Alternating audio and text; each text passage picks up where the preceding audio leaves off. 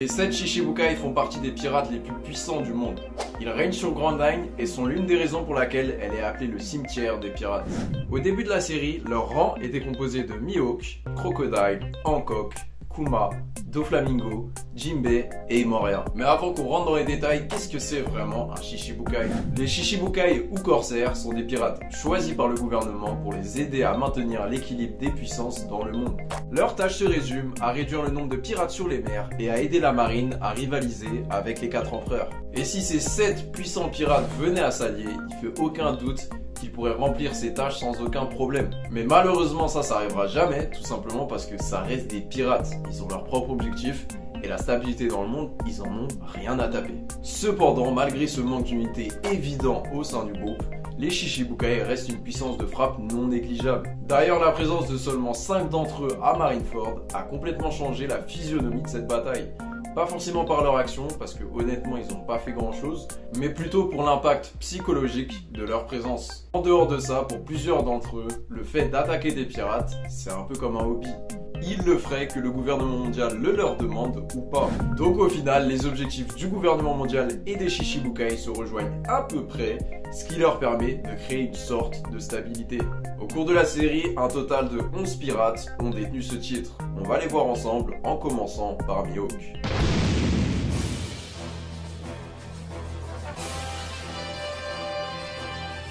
Dracul Mihawk, alias Œil de Faucon, est le plus grand escrimeur du monde. Il est actuellement recherché pour 3 590 millions, ce qui le place en 2e position parmi les Shichibukai en termes de prime. Mais pendant très longtemps, on n'avait aucune information sur sa prime. D'ailleurs, son avis de recherche avant qu'il ne rentre dans les Shichibukai ne nous a toujours pas été révélé. Et quelque part, c'est un mal pour un bien. Parce que imaginez à l'époque d'East Blue, comment on serait senti avec la prime de 20 millions d'Arlong si juste avant, on nous avait dit que Mihawk valait 2 milliards. Ça aurait tué la hype de tout le système de primes de East Blue jusqu'aux empereurs. On aurait toujours été là en train de comparer les primes qu'on nous donnait avec l'originel de Mihawk. Actuellement, il a fondé la Cross Guild avec 2 autres anciens Shichibukai. Mais je trouve qu'il a perdu un peu de son tranchant en tant que personnage. Le fait qu'il soit pas le meneur de la Cross Guild, ça me dérange pas du tout. Tout simplement parce que ça colle pas avec le personnage. En plus de ça, c'est implicitement dit que même si ce n'est pas lui le meneur, ça reste lui le plus fort. Sa prime est plus élevée que celle de Baggy, alors que c'est Baggy l'empereur. Donc c'est pas ça le problème. Le problème, c'est le comportement de Mihawk au sein de la Cross Guild. Je veux dire, c'est pas normal qu'aujourd'hui, Baggy m'impressionne plus que Mihawk. Parce qu'au moins Baggy, lorsqu'il annonce à tout le monde qu'ils vont partir chercher le One Piece, il fait preuve de volonté. Et pendant ce temps-là, t'as Mihawk qui est en train de se décomposer. Il a peur et il est en colère. Et dans un monde où Jinbei il peut faire face à Big Mom sans bégayer, ça je trouve ça un peu décevant de la part du meilleur escrimeur du monde.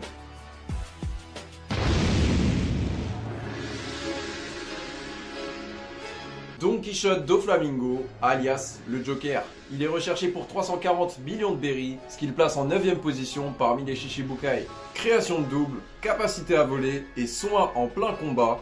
Difficile de faire mieux en termes de maîtrise de son fruit du démon. D'ailleurs, c'est l'une des seules personnes du monde de One Piece à avoir éveillé son fruit. Et quelque part, j'ai bien envie qu'il s'échappe Deep Golden, juste pour voir quelle prime le gouvernement mondial mettrait sur sa tête.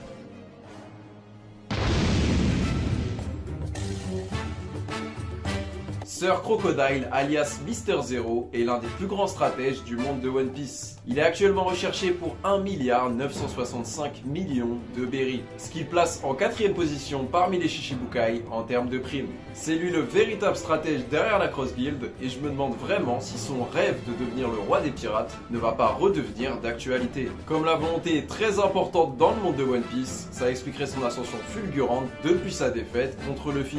Et si c'est bien le cas, il a vraiment de la chance d'être tombé sur Baggy en tant que partenaire.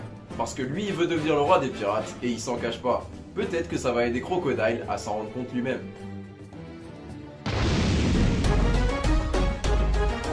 Gecko Moria est recherché pour 320 millions de berries, ce qui le place en 10e position parmi les Shichibukai en termes de primes. Après la guerre au sommet, il est jugé trop faible par le gouvernement mondial qui cherche alors à l'éliminer. Mais il parvient quand même à s'échapper grâce au pouvoir d'invisibilité de son compagnon Absolom. Malheureusement pour lui, Absolom a été éliminé par l'équipage de Barbe Noire qui convoitait son fruit. Moria quant à lui est retenu sur la ruche en tant que prisonnier.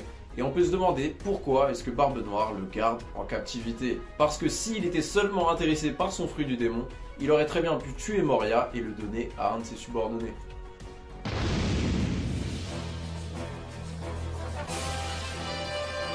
Bartholomew Kuma, alias le tyran. C'est un autre exemple d'une personne qui maîtrise parfaitement son fruit du démon. Il a mangé le Nikyu Nikyu no Mi et est un homme poussiné. C'est totalement ridicule, mais pourtant il peut faire des trucs incroyables. Il a une prime de 296 millions qu'il place en 11e parmi les Shichibukai en termes de prime. Déplacement à grande vitesse, création de bombes à air comprimé et même capacité à interagir avec des choses intangibles comme la douleur et les souvenirs. Bref, son pouvoir lui donne beaucoup de possibilités. À Sabaody, il a infligé à l'équipage ce qui reste encore aujourd'hui sa plus grande défaite. Mais récemment, on a appris qu'en réalité, il avait fait ça pour les protéger, les jugeant trop faibles pour naviguer sur le Nouveau Monde.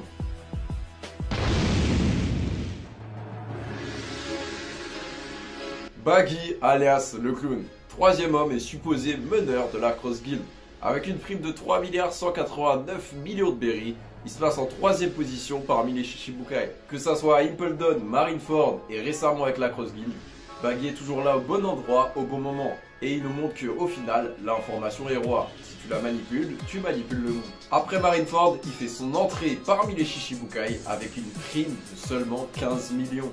Et ça, quand on sait qu'ils sont censés effrayer les autres pirates, ben c'est un peu ridicule.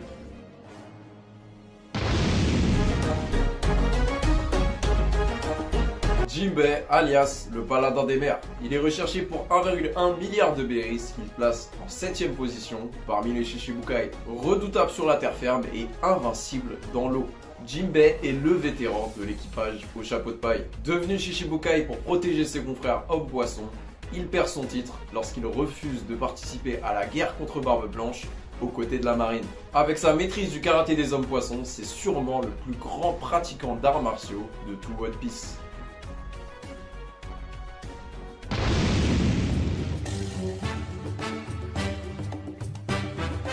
Boa Hancock, alias l'impératrice pirate, est la deuxième femme la plus recherchée du monde de One Piece. Avec une prime de 1,659 milliards de berries, elle se place 6ème parmi les Shichibukai. Récemment vaincue par Barbe Noire, elle est sauvée in extremis par Riley. Mais comme le reste des anciens Shichibukai, elle va devoir nouer des alliances pour compenser la perte de son titre et protéger son île.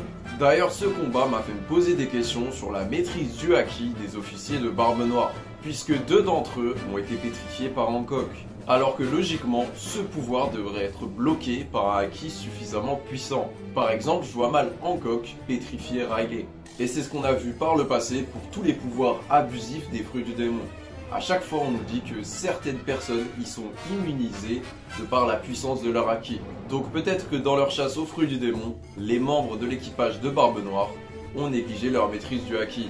Et ça colle assez bien avec leur capitaine, qui est potentiellement le seul empereur qui ne maîtrise pas le haki des rois.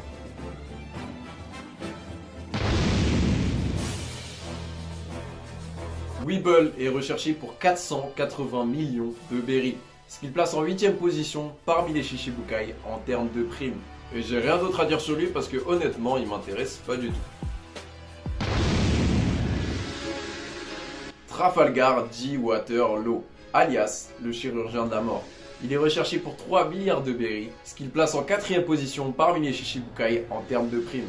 Il est devenu Shichibukai dans le seul but de se venger de Doflamingo. Actuellement, son futur est incertain puisqu'il vient de subir une défaite des mains de Barbe Noire. Même si, pour sa défense, il a quand même réussi à lui occasionner de sérieux dégâts.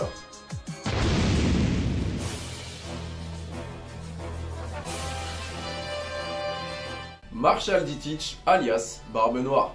Il est recherché pour 3,996 milliards de berries, ce qui le place en première position parmi les Shichibukai en termes de primes. Initialement membre de l'équipage de Barbe Blanche, il est devenu Shichibukai en livrant son commandant Portcast D. Ace à la marine. Il a ensuite utilisé son titre pour se rendre à Impledon et se faire un équipage du tonnerre. C'est le seul membre parmi les Shichibukai qui n'avait pas de prime sur sa tête avant d'en devenir un.